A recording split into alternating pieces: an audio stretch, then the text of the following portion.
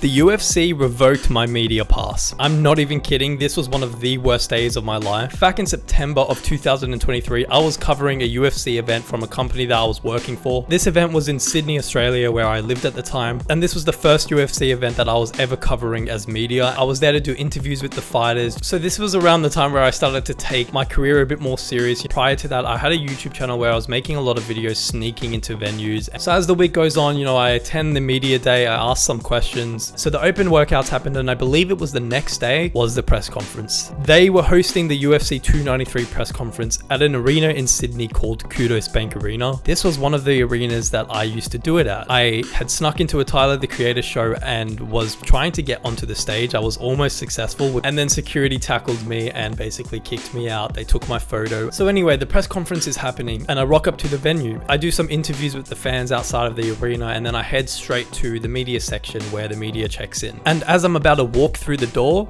I get stopped by security. They picked up my face and that I was banned from coming into this venue. He tells me that they already spoke to the UFC staff and got them to revoke my media pass. I was actually in shock. I kind of pleaded with him. I was like, please let me in, but he told me it was out of his hands now. I was also not allowed into the actual event on the fight day. I was gaining free tickets to sit cage side, and now I had to watch it at home from my laptop. Shambles, bro.